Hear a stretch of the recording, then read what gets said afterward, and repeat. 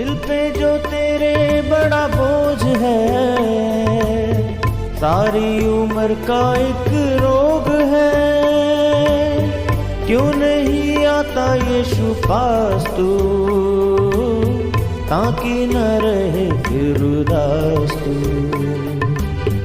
क्यों नहीं आता यीशु पास तू,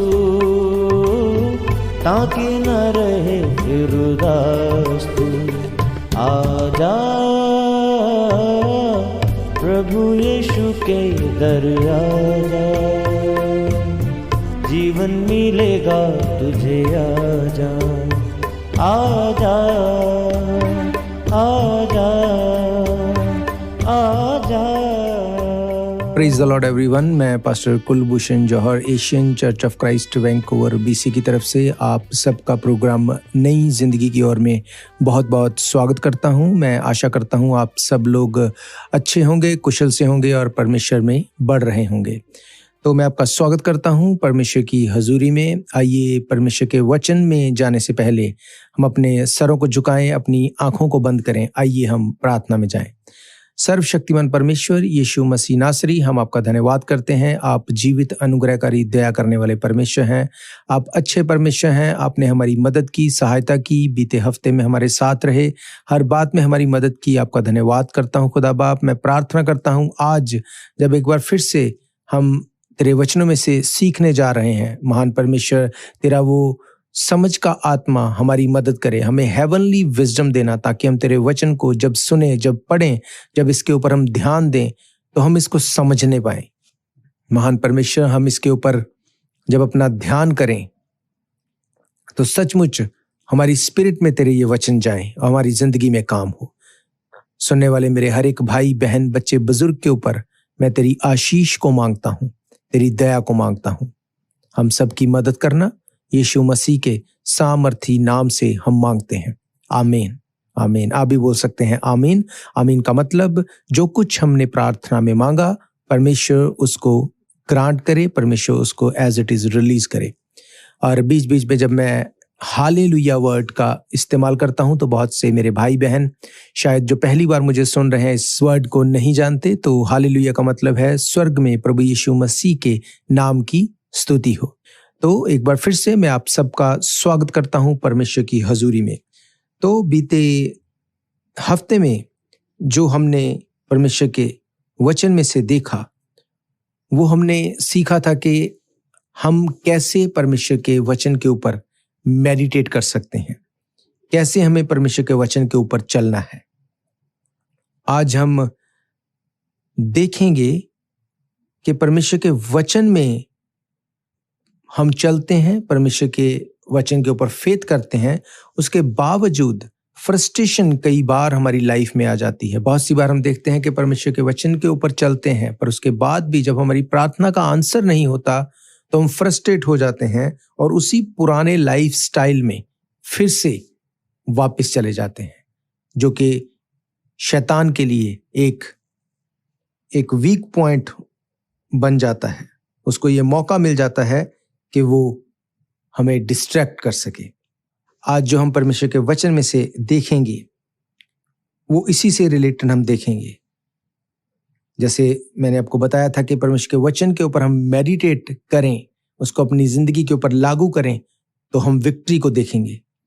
आज हम देखेंगे कि बहुत से लोग ऐसा करने के बावजूद भी कई बार फ्रस्ट्रेट हो जाते हैं। उसकी वजह क्या? क्योंकि कई बार उनकी प्रार्थना का आंसर नहीं आता। कई बार उनको लगता है कि शायद परमेश्वर मेरी प्रार्थना को सुन नहीं रहा। आज हम देखेंगे कैसे हम अपनी प्रेयर का आंसर ले सकते हैं, कैसे हम बिना रुके, बिना फ्रस्ट्रेट हुए परमेश्वर के साथ बने रह सकते हैं। आज का जो हमारा शीर्षक है वो होगा weight upon the Lord patiently, परमेश्वर के सामने संयम में बने रहना। हम देखेंगे परमेश्वर के वचन में से भजन संहिता उसका 91 चैप्टर, उसकी पहली वर्स, साम 91 वर्स 1, वहां पे लिखा है, जो परम प्रधान के छाए हुए स्थान में बैठा रहे वह सर्वशक्तिमान की छाया में ठिकाना पाएगा। मैं यहोवा के विषय कहूंगा, वो मेरा शरण स्थान और गढ़ है, वे मेरा परमेश्वर है, मैं उस पर भरोसा रखूंगा। बाइबल कहती है कि जो परम प्रधान के छाए हुए स्थान में बैठा रहेगा वो सर्वशक्तिमान की छाया में ठिकाना पाएगा। हालेलुया। यहां पर जो वचन हमने पढ़ा, बैठे रहने को इब्रानी भाषा में बोलते हैं यशब। यशब का मतलब है किसी चीज के साथ पूरी तरह से अटैच रहना, उसके साथ इस तरह से अटैच रहना जैसे हस्बैंड वाइफ के साथ मैरिज हो जाने के बाद अटैच रहता है। ये उसका मतलब है। इसका मतलब जब हम परमेश्वर के हजूर में बैठे रहते हैं, नो मैटर व्हाट, तो परमेश्वर हो नहीं सकता हमारी प्रार्थना का आंसर ना करे।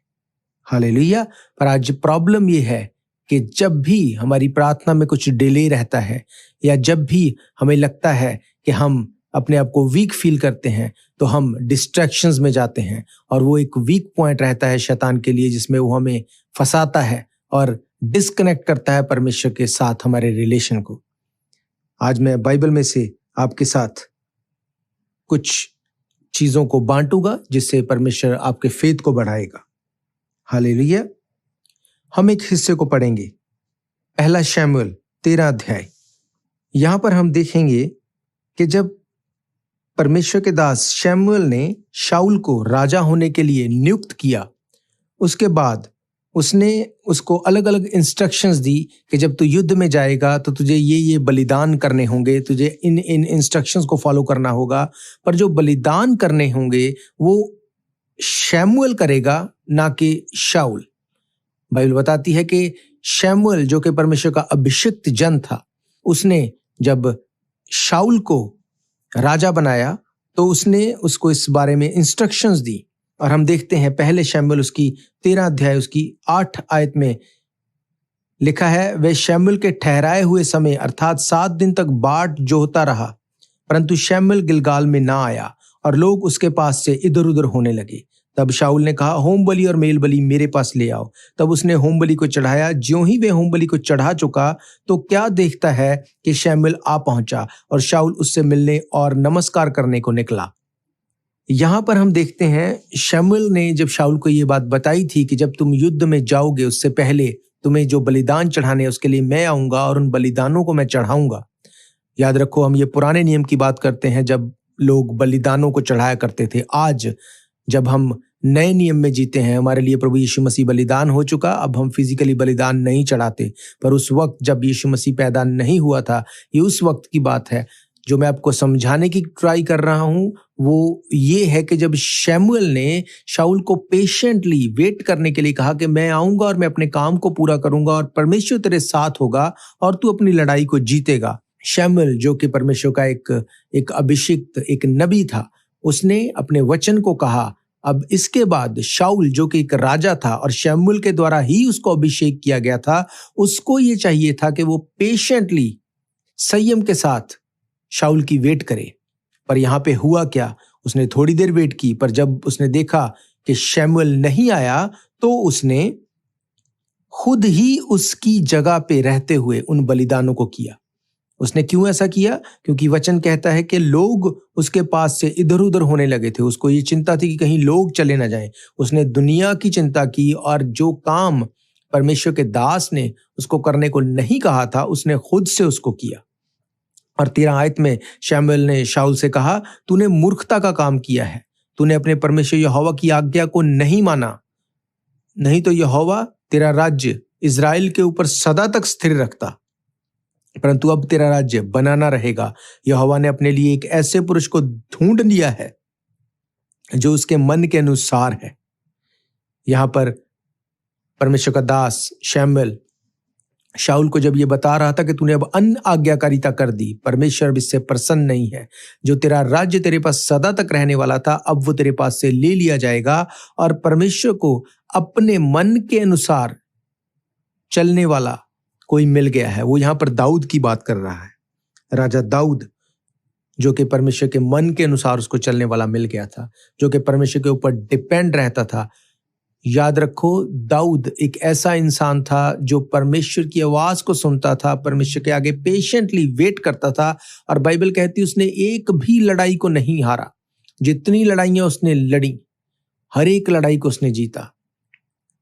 शाऊल, जिसको परमेश्वर ने खुद राजा बनाया, पर उसने वेट नहीं की, पेशेंस नहीं रखी, ये उसके गिरने का कारण हुआ। यही कारण हुआ कि उसके हाथ से उसका राज्य चला गया। यही कारण हुआ कि वो परमेश्वर के ग्रहण योग्य नहीं बना। आज हमारी लाइफ में सेम चीज होती है। बाइबल कहती, जो परम प्रधान के छाए हुए स्थान में बैठा रहेगा वो सर्वशक्तिमान की छाया में ठिकाना पाएगा। परमेश्वर को हमारा ध्यान है, पर कई बार वो हमें जांचता है प्रार्थना का उत्तर ना देके। कई बार वो हमें जांचता है, हमें हमारी मुश्किल दौर में छोड़ के, कि क्या करते हैं हम। क्या तब भी हम आज्ञाकारी हैं, या सिर्फ हम तभी आज्ञाकारी हैं जब हमारी प्रार्थना का आंसर हो रहा है? क्या हम तभी तक आज्ञाकारिता में हैं जब तक हम ब्लेस्ड हैं? जब थोड़ा सा मुश्किल दौर आए तब हम कैसे रिएक्ट करते हैं? बाइबल कहती है कि शाऊल, जो राजा होने के लिए परमेश्वर के द्वारा ठहराया गया, उसके साथ तो परमेश्वर को हमेशा होना चाहिए था, पर परमेश्वर अपने वचन से बाहर जाके कुछ नहीं करता। उसने कहा, जो परम प्रधान के छाए हुए स्थान में बैठा रहेगा। शाऊल के पास ये मौका था कि वो शमूएल की वेट करता, क्योंकि अगर शमूएल ने परमेश्वर के द्वारा उसको ये वचन कहा था तो कुछ भी हो जाता, शाऊल का कोई नुकसान ना होता। पर उसको लगा कि मैं खुद से, अपने आप से सब कुछ को फिक्स कर लूंगा, मैं ही बलिदान को करके मैं अपने आप से सब कुछ को फिक्स कर लूंगा। इस बात से परमेश्वर को कोई फर्क नहीं पड़ता कि आपने बलिदान दिया या नहीं दिया। बलिदान मीन्स हमारी हर वो चीज जो हम परमेश्वर के लिए देना चाहते हैं, हमारा टाइम, हमारा पैसा, हमारी सेहत, हमारी हर एक चीज।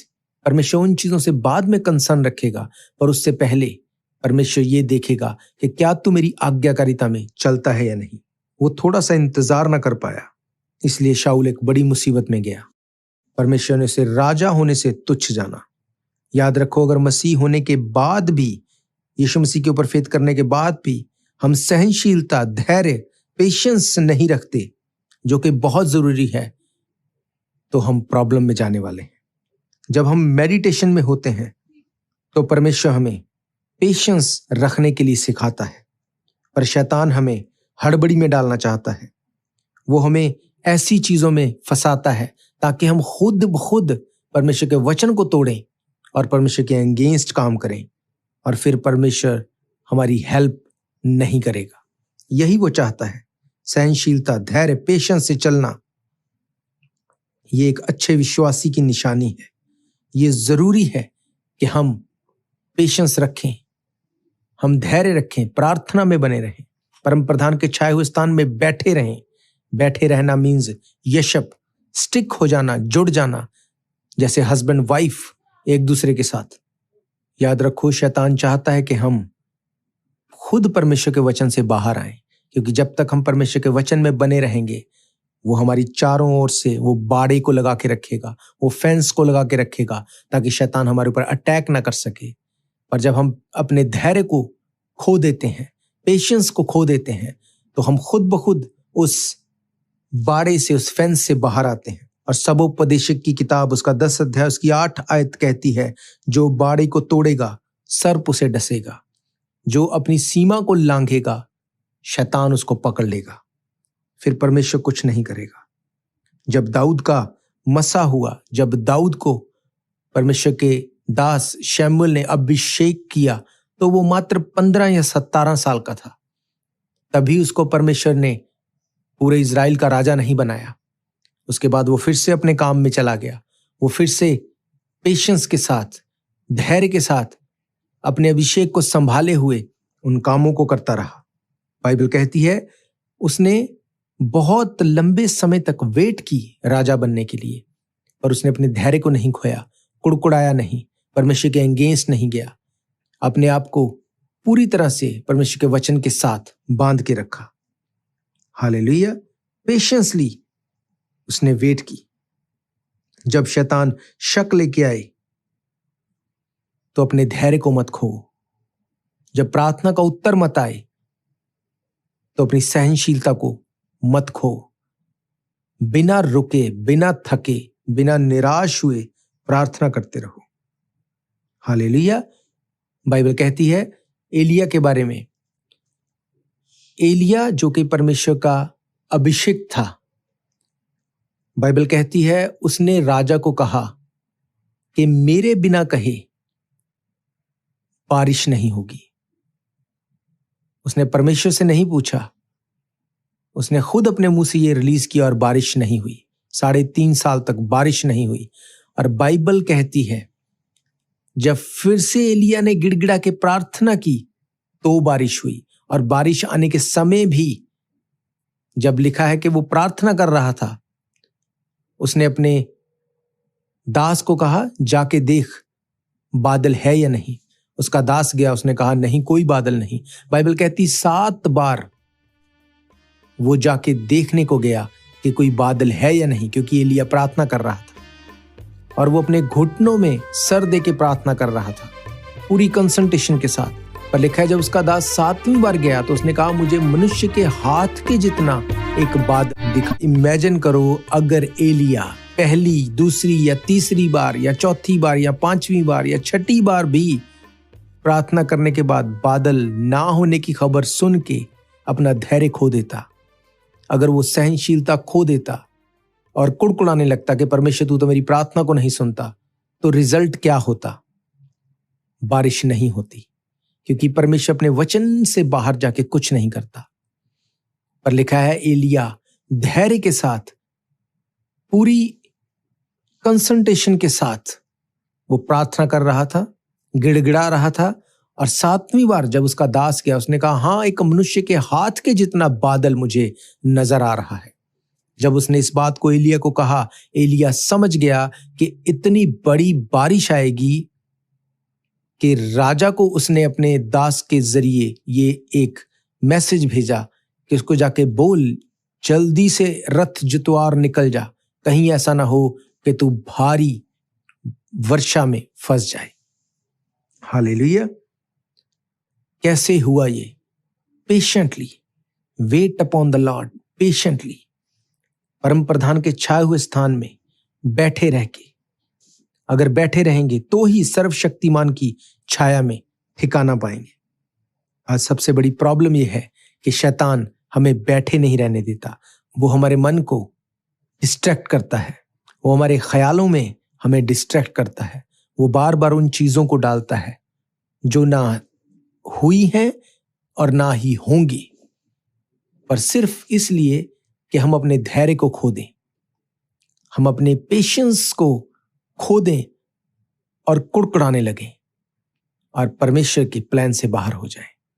इजराइलियों के लिए बाइबल कहती है जब मूसा इजराइलियों को मिस्र देश से निकाल के लेके आया तो परमेश्वर का वचन कहता है कि बहुत से और रास्ते थे कि जिनसे मैं तुमको मिस्र से छुड़ा के ले आता, और वो छोटा रास्ता होता, तुम लोगों को 40 साल लग गए। मैं तुम्हें क्यों इस लंबे रास्ते से लेके गया? ताकि मैं तुम्हें नम्र बनाऊं और जांच लूं कि तुम्हारे मन में क्या है। बहुत बार हम परमेश्वर के वचन के ऊपर मेडिटेट करते हैं, उसको पढ़ते हैं, उसकी तरह चलने की भी ट्राई करते हैं, पर उसके पीछे हमारी एक मंशा ये रहती है कि मेरी प्रार्थना का आंसर हो जाए, मेरा काम हो जाए, जो मैंने मांगा वो मुझे मिल जाए। That's it. जब वो हो जाएगा उसके बाद क्या? अगर सचमुच हम धैर्य नहीं रखते, सचमुच हम इंटरनली अंदर से नहीं बदले हुए, तो हमारी प्रेयर आंसर होने के बाद, हमारे काम को हो जाने के बाद हम फिर से पुराने काम में चले जाएंगे और फिर से उन्हीं शैतानी बंधनों में चले जाएंगे। और बाइबल कहती कि विश्वास करने के बाद अगर फिर से तुम उन्हीं चीजों में फंस गए तो फिर से दोबारा से उनका मन फिराना अनहोना है।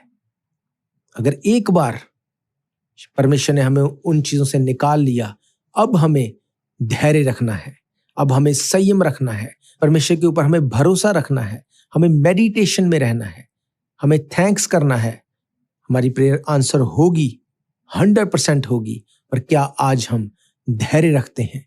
क्या हम संयम के साथ प्रार्थना करते हैं? बाइबल कहती है इजरायलियों का वो 40 साल का सफर परमेश्वर की ओर से नहीं था। ये 40 साल का सफर इतना लंबा क्यों हो गया? ये सिर्फ उनके धैर्य ना रखने की वजह से हुआ। कुछ स्कॉलर्स कहते हैं वो 11 दिन का सफर था, कुछ 40 दिन का कहते हैं, कुछ उससे कम का कहते हैं, पर ये 40 साल का हो गया। क्यों? क्योंकि उन्होंने धैर्य को खोया, परमेश्वर के विरोध में कुड़कुड़ाया, उसके विरोध में बोलना शुरू किया और उनका रास्ता हर रोज लंबा होता गया। परमेश्वर के चमत्कारों को देखने के बावजूद वो कुड़कुड़ाते थे और रास्ता लंबा होता गया। हम जानते हैं 40 साल तक परमेश्वर का वचन कहता है कि परमेश्वर ने उन्हें खाना खिलाया, उनके कपड़े पुराने नहीं हुए, उनकी जूतियां नहीं घिसी। जूतियों का ना घिसना एक अलग बात है, पर उसके साथ साथ आप इमेजिन करो 40 साल, जो 5 साल का बच्चा था वो 45 साल का हो गया और उसकी वो जूतियां ना सिर्फ घिसी नहीं पर वो बड़ी भी होती गई। 5 साल के बच्चे का पैर छोटा होता है, 45 ईयर के इंसान का पैर बड़ा होता है, पर वही जूती उसको 45 ईयर के ऊपर भी फिट आती थी। इसका मतलब अनबिलीवेबल मिरेकल्स उन्होंने अपनी लाइफ में देखे, उसके बावजूद उनका सफर लंबा होता गया। और बाइबल कहती जो लोग वहां से निकले थे उनमें से यहोशू और कालेब को छोड़ के कोई कनान में नहीं पहुंच पाया, उनकी नेक्स्ट जनरेशन पहुंच पाई। वजह क्या? धैर्य नहीं रखा, संयम को खो दिया, पेशेंस नहीं रखा और कुड़कुड़ाया परमेश्वर के विरोध में। आज सेम चीज हमारी लाइफ में हम देखते हैं। हम देखते हैं कि जब चीजें हमारे विपरीत काम करना शुरू करती हैं, जब हालात हमारे अगेंस्ट होते हैं, तब हम क्या करते हैं? तब हम संयम को खोते हैं, हम धैर्य को खोते हैं, हम कुड़कुड़ाना शुरू करते हैं और परमेश्वर के प्लान से बाहर आ जाते हैं। तब शैतान के लिए इजी होता है आपको टारगेट करना।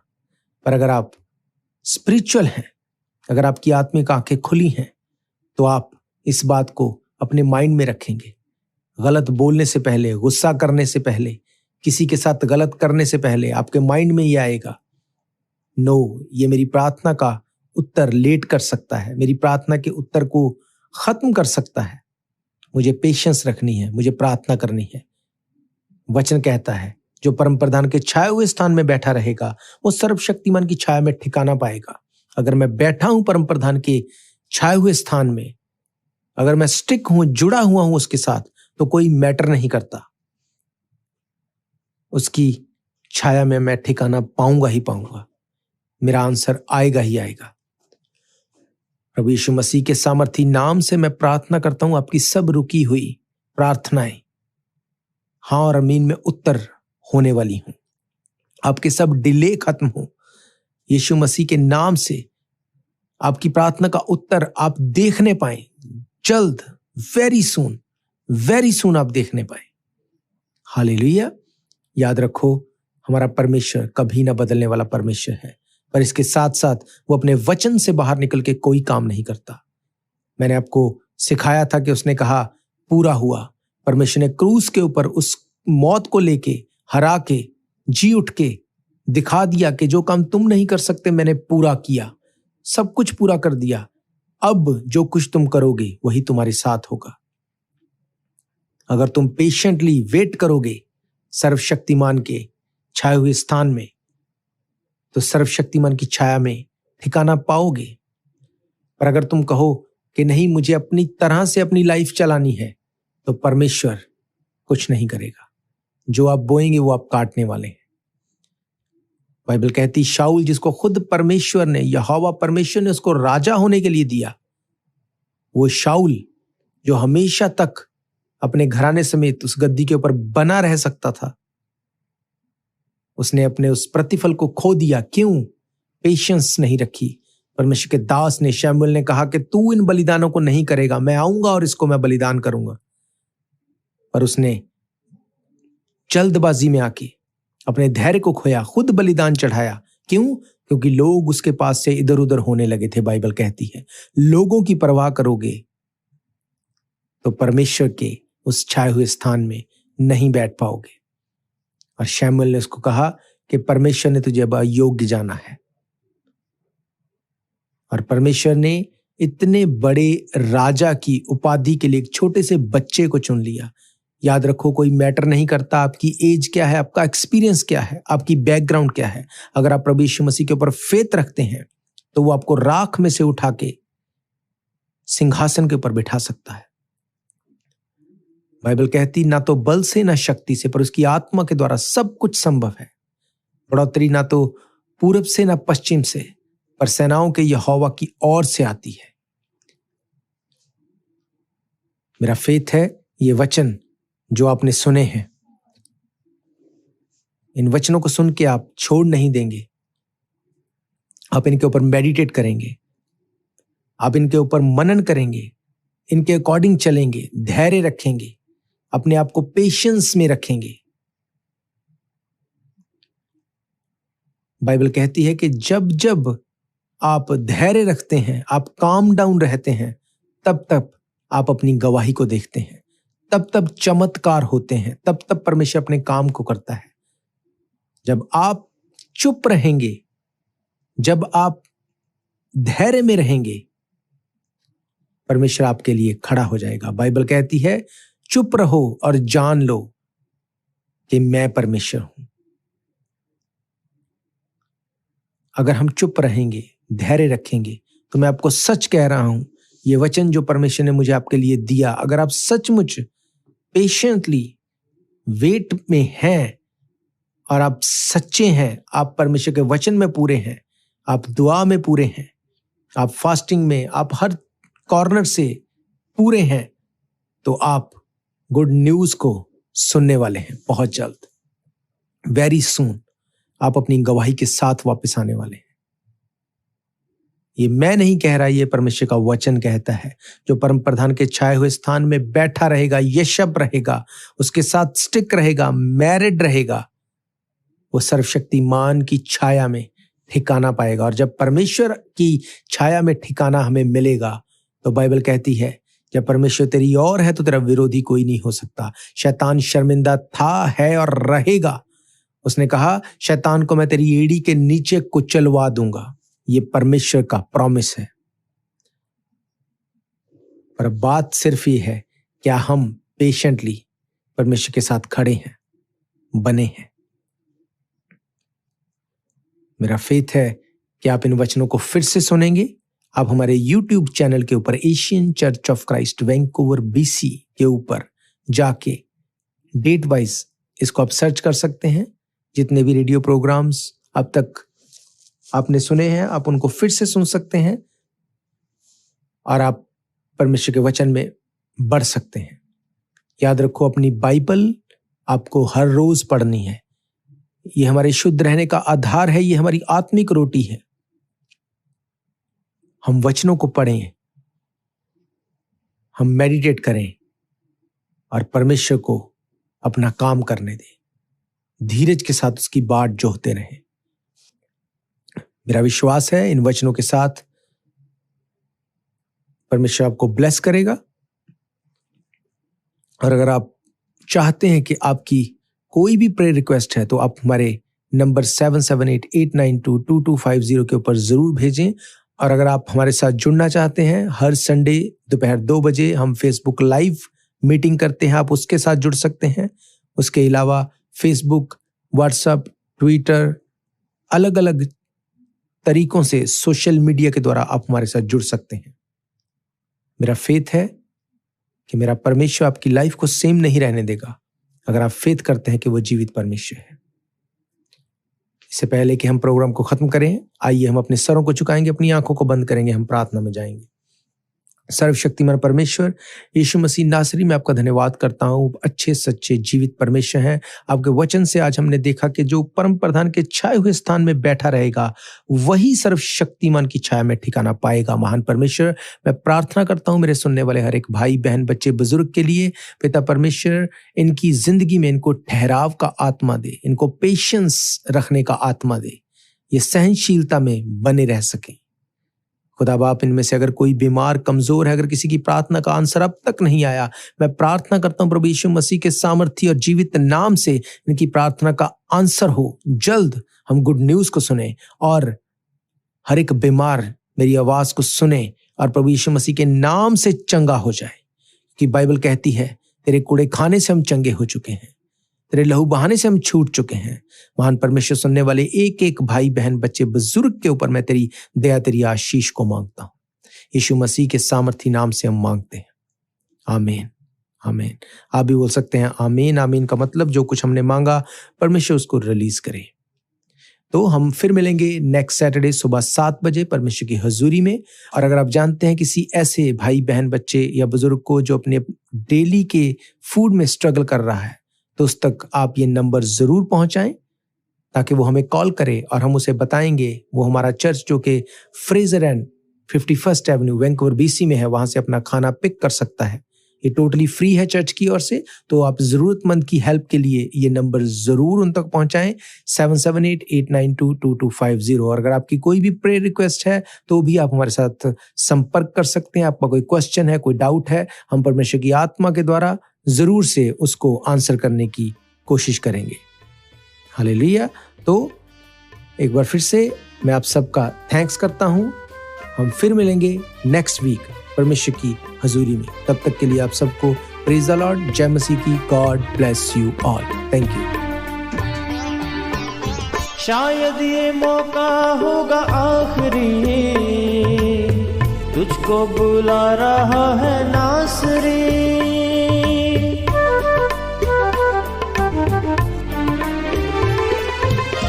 शायद ये मौका होगा आखिरी, तुझको बुला रहा है नासरी। धोखा ही धोखा संसार है, प्रभु यीशु का सच्चा प्यार है। धोखा ही धोखा संसार है, प्रभु यीशु का सच्चा प्यार है। आजा प्रभु यीशु के दर आजा, जीवन मिलेगा तुझे। आजा आजा प्रभु यीशु के दर आजा, जीवन मिलेगा तुझे।